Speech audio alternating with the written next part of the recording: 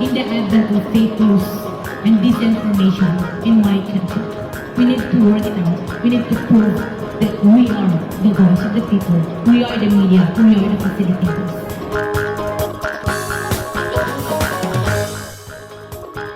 Ani-ana ang mga balita nga nahagpat sa Newsline Philippines Information Center. Ako si Paul Palacio. Tutok na!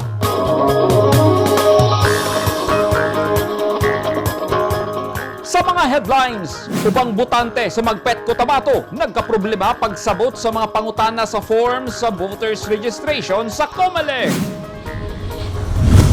Duha ka motorista angol sa managlahing road crash sa Davao City.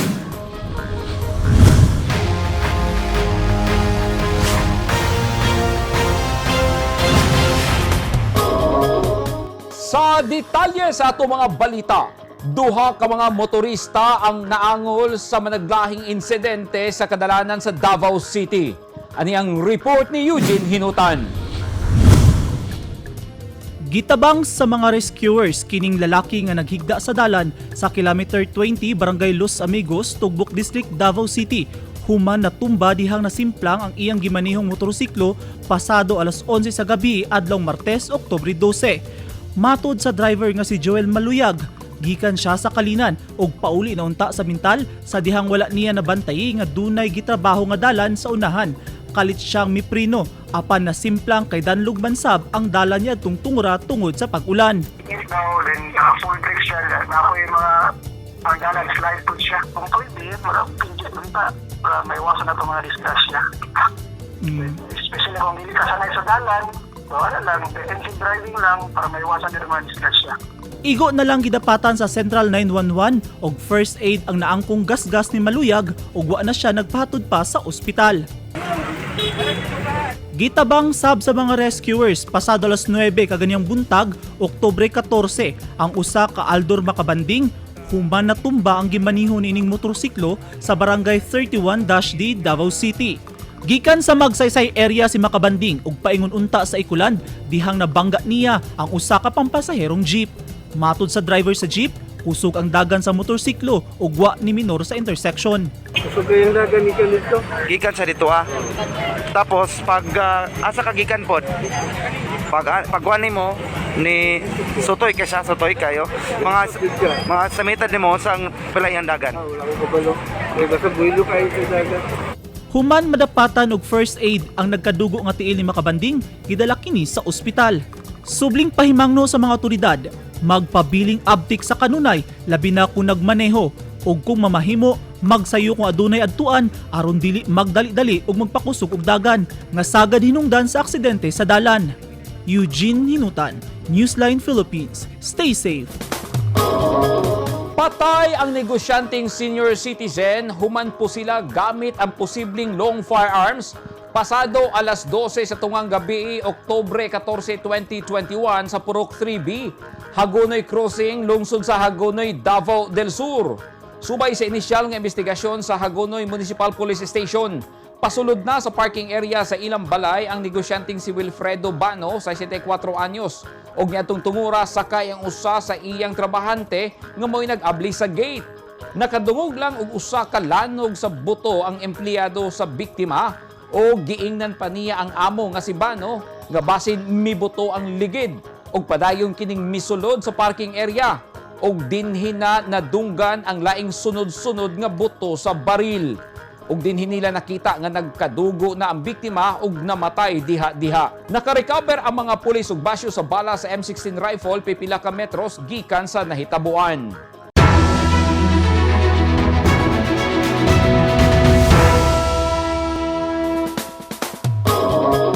Sugdan na karong Lunes sa Commission on Elections kon COMELEC ang paglimpyo sa listahan sa mga botanteng miparehistro. Pagsiguro kini nga walay flying voters o walay patay nga maapil sa listahan sa mga botante alang sa 2022 national ug local election sa Mayo 9. Ani ang report ni Orlando Dondon Dinoy. Samtang nagpadayon ng extension sa voters registration sa mga buhatan sa COMELEC hangtod pit sa 30. Mupahigayon sabog pagdungog ang Election Registration Board kon ERB karong Lunes, Oktubre 18 alang sa ipatumang paglimpyo sa listahan sa mga butante. Sumala sa Provincial COMELEC Office pinaagi sa Election Board kon ARB hearing ilang masuta kung buhi pa ang usa ka butante nga naa sa ilang listahan. Pinaagi sa pakigalayon sa matag Civil Registrar's Office sa matag munisipyo o di kaha sa Dakbayan. Kiniusab ang pamaagi aron masuta nila kung tinuod ang address nga gihatag sa usa ka butante dihang nagparehistro kini sa ilang opisina. Sumala ni Rosemary Pagirigan, ang election officer sa Matanao, Davao del Sur. Unahon nilang listahan sa mga butante nga miparehistro ug nagpabalhin gikan sa buwan sa Hulyo hangtod niadtong Septembre 30. Ang ganang mga nag-transfer diri sa Matanao, ubay-ubay gid na kay naamong tay daghan kaayong mga barangays nga naghahatag sila og mga projects sa mga registrants o sa mga residente sa ilahang lugar. Tanan nga nag-apply diri sa amo og transfer, amo nang i-request ang ilahang mga records dito sa ilang dating resident. So, para ma-erase sila dito, ma-delete sila dito, ug diri na gid sila. Ugaling, duna unyay masipiat sa paglimpyo sa voters list nga nawagan ang COMELEC sa publiko nga mutaho sa ilang buhatan kung dunay masayrang tao nga nigamit lang og address apan dili residente sa ilang lugar. Orlando Dundon Dinoy, Newsline Philippines, Province of Davao del Sur, stay safe.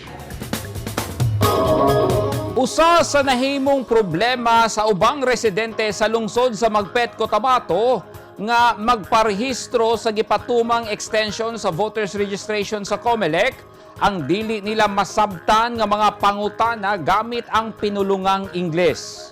Ani ang report ni Lizelle Banga. Naabdan sa Newsline Philippines adlong Lunes, Oktubre 11 atol sa gipatumang extension sa voters registration sa COMELEC. Ang residente sa Barangay Bungulanon sa Magpet, North Cotabato nga si Michael Ampay. Kuyog niya ang iyang mga silingan nga sama niya nagproblema sab sa pagtubag sa pormas nga gihatag kanila sa COMELEC tungod nakasulat man kini sa pinulungang English. Aminado si Michael, kadaghanan kanila nga mga lumad nga ovo manovo ang wala nakahuman sa pag-eskwela ug dili sab kahibalong mobasa. Tungod niini, makapila kahigayon silang kabalik-balik sa pagtubag sa pormas kay kanunayong sayop ang ilang mga tinubagan. Oo. Asa ang namali ani ma'am? Sa diri sa kanang gud kay iyang Kani kinsa man ni si Michael ma'am? siya dapat diri ta nang ito nabutang o kaning diri ang taga dito sa mga kagawad or kapitan ba. Gawa sa paglisod og basa sa pormas, lakip gi problema ni Michael sa iyang voters registration. Ang kawad-on niyag valid ID, busa kinahanglan pa niya nga mag-uban og silingan nga magpamatuod sa iyang residensya. Matod sab sa COMELEC officer nga si Romy Gallo, ilahapang pagalantawon ang hangyo sa mga lumad sa lungsod. Gani, matod niya, kaganina iyahan nang giabisuhan ang tanang empleyado nga tabangan sa pagpasabot ang mga magparehistro kung unsa ang nakasulat sa pormas. Actually, ako limit lang sa akin na nako na tanan na mag-register, i-check yun ang form. Pag makuha sila ng form, ang first stage lang sa among una ginapatilapan. Tapos, after na ma-fill up ang first stage, kailangan ihatag sa among balik, kailangan mo balik, kaya i-check na namo kung naay mali or wala, or kung naay kulang. Before namo sila, i-advise na proceed pag-fill out sa page 2 o sa page 3. Karon, inform man ng ato ang mga barangay na kung naay magparehistro ng mga illiterate, kailangan nila magdala og ilang assistor, kaya gaan man ang pag-assistor form. Mautoy mo pila para sa ilaha. Ang form ma'am, kay standard form mo kunigikan sa Manila. Ang pwede lang ako matabang anit ni Haha. Umangutan pa sila during sa explain na mo sila translate na mo sa ilang ato bakit kung ano ang ginamin ato. Kay on lang man ni ma'am, first name, last name, middle name, ana lang man. Kung plastar ang pagparehistro sa ubang botante sa ubang mga buhatan sa COMELEC tungod sa mga gibutang nga bangko o lamesa nga katungtungan sa ilang pagsuwat. Dinhi makita ang pagpaningkamot sa mga botante asa makaplastar aron makatubag sa pormas. Apan, mas importante para sa ubang mga botante dinhi nga makahimo og pormas sa pinulungang Tagalog o Bisaya ang COMELEC aron di sila maglisod sa pagtubag ug di sab sila malangan sa ilang tuyo nga makaparehistro aron makapahimulos sa ilang katungod sa pagboto. Lizel Anyon Banga, Newsline Philippines, Province of Cotabato. Stay safe. At tangi! Lalaking ng baraw sa nagkanta sulod sa video kay House gidunggab patay. O mga bata sa hilit nga barangay sa Maasim, Sarangani Province gidalitan og lugaw sa mga pulis.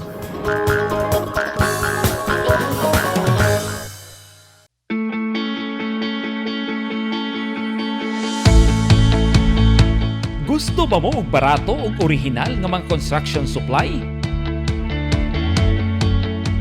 Sa kadaghan sa imong pilian, all-in-one ang imong pagpamalit.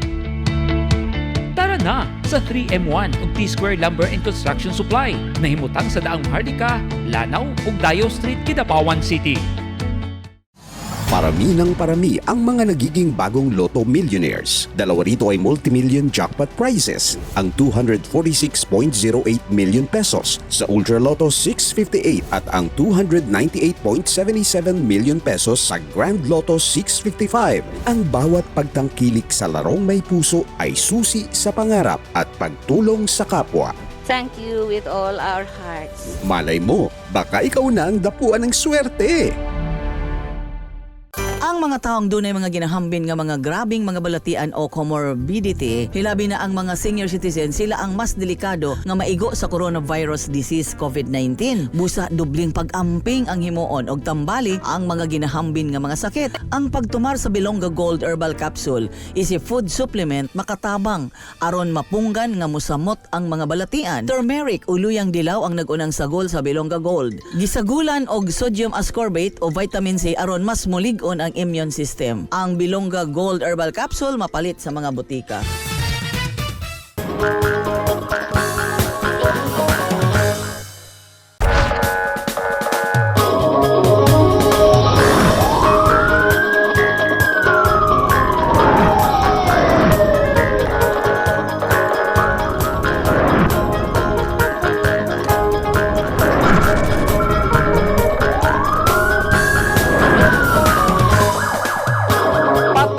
Usa ka lalaking namaraw sa nagkanta sulod sa usa ka video kay House sa lungsod sa Katiil, Davao Oriental, human kini dunggaba sa nagkanta. Subay sa investigasyon sa Katiil Municipal Police Station, samtang nagkanta sa video kay House sa barangay Mainit, Katiil ang usa ka ebong lino, kalit nang abot sa lugar ang usa ka mayeth abarka ug wala mailhing kauban.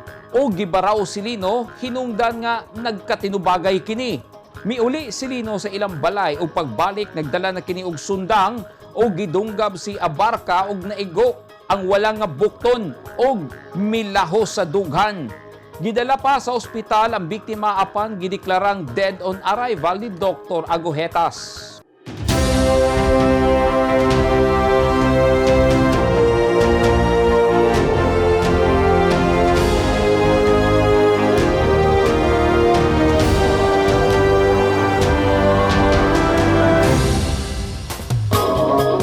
This portion is brought to you by Toyota. This portion is brought to you by Philippine Sports Commission. This portion is brought to you by Rizal Memorial Colleges. Padayong nagpaabot ang dulan upat kagatos ka mga pamilya sa Magsaysay, Davao del Sur, kinsa survivors sa linog nga atong tuig 2019 nga mahatagan na sab sila og relokasyon sa gobyerno. Sama sa kapin usa ka libo ka pamilya nga unang nahatagan og pabalay. Ani ang report ni Orlando Dondon Dinoy. Niadtong Setyembre 8 ning tuig pa lang nakabalhin og bagong kapuy-an ang pamilya ni Dominga Estudilla sa Purok 28 Barangay Poblasyon dinhi sa lungsod sa Magsaysay, Davao del Sur. Lakip ang pamilya sa 67 anyos nga si Dominga sa 113 ka mga pamilyang biktima sa magnitude 6.3 nga linog niadtong tuig 2019. nga gitugtang mopuyo sa relokasyon bisan wala pa formal nga na-turnover sa National Housing Authority ang proyektong pabalay. 113 ka mga housing units ang gihatag sa National Housing Authority ug natukod na sa 1.5 hectares nga luna dinhi sa relocation site sa poblasyon Magsaysay, Davao del Sur. Napuy-an na kini sa mga residente. Inungdan dako ilang pasalamat kang Davao City Mayor Sara Duterte Carpio nga mausab ang nimbayad og 1.5 million pesos nga kantidad sa maong lote. Gisayangan man si Dominga sa ilang dakong balay sa Purok Uno nga giguba lang sa kalamidad apan mapasalamaton siya nga nahatagan og bagong kapuy-an. Dako gud among balay unya dayon nahugno ra sa usa ka linog. Wala ko magdahom nga makabalay ko ani. Abi na kung di ko tagaan kay ang kuan nila kay totally man to og kuan parsali. Salamat tumpok ko. Dako usab ang kalipay ni Christopher Salina nga duna na sab sila ay matawag karon nga permanenteng kapuy-an. Kalipay ko kay nabalhin ko rin karon nga pangimutag po na ko diri sa bahay. Sumala sa LGU, halos katunga sa 22 ka mga barangay sa lungsod ang naapektuhan sa linog. Apan ang barangay Tagaytay mo ay gideklara sa Mines and Geosciences Bureau nga no-build zone. Sanglit na palibutan kini sa mga fault line, busa gibalhin ang mga residente niini sa relocation site sa silingang barangay sa Balnate ug San Miguel. Sa 1,741 ka mga apektadong pamilya sa lungsod, sumala sa Municipal Social Welfare and Development kun MSWD, kapin usa ka libo ka pamilya na ang natagan og relokasyon. Samtang padayon pang nagpaabot ang 359 ka pamilya sa ilang balhinan nga mga housing unit sa NHA sa Barangay Maybo, Barangay Bakungan o Barangay New Upon nga gilaumang matapos sa dili pa mahuman ang tuig 2021. Katong sa NHA nato nga pabahay, katuto silang mga identified by the MGB, FIVOX nga nagpuyo sa kanay ang mga high risk or areas or kining ginatawag og no-build zone. Tanan nagpuyo didto, mo to silang gihatagan og pabahay. Gawa sa NHA, mihatag sa tabang sa proyektong pabalay ang Philippine Red Cross ug ang pribadong organisasyon nga Rotary Club International. Orlando, Dundundinoy, Newsline Philippines, Province of Davao del Sur, stay safe. Gidala sa mga pulis nga miyembro sa Regional Communications and Electronic Unit sa Region 12 ang ilang serbisyo ngadto sa mga bata sa Sitio Tukay, Tinuto, Sarangani Province. Buot lamang ipakita sa mga pulis nga dili lang sila hanas sa pagpanakop kundi hanasab sila sa pag-amuma sa mga bata nga ilang gipakaon og lugaw. Nanawagan sab ang mga pulis ngadto sa mga ginikanan nga dili gamiton ng ilang personalidad aron hadlokon ang mga bata hilabi na kung mupitol kini. Ang Barangay Tinuto usa sa layong barangay sa Maasim, Sarangani Province. Mapil nila nga ang pulis dili lang sa gira, dili lang sa urban areas, kundi bisan sa mga remote area o sa mga yun natong nga lugar, nakakaya po ng pulis, nag-aasikaso sa mga residente. Kaya sa una man God, ang pulis, ginahimong panghadlok sa mga kabataan. O sige, kaya na pulis, dakpon mo. Para makita nila nga ang pulis, maayo.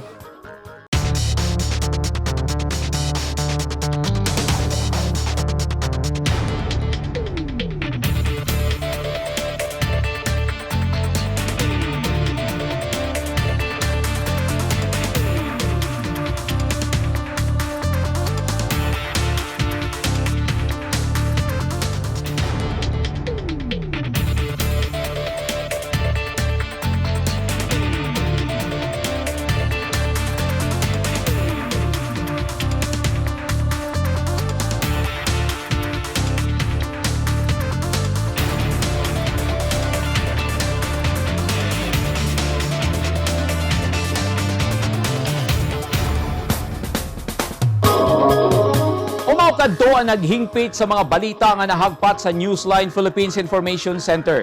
Alang sa dugang balita, bisitaha ang website nga www.newsline.ph, sa Facebook page, Instagram, newsline.ph, o sa Twitter, newsline.ph.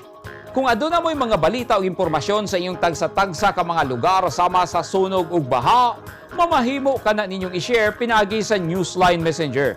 Makita o sabi ninyo sa Channel 50 sa Sky Cable sa Davao o General Santos City. O Channel 49 sa NCTVN Cable TV sa North Cotabato. 72 days na lang, Pasko na! Ako si Paul Palacio. Daghang salamat and Stay safe!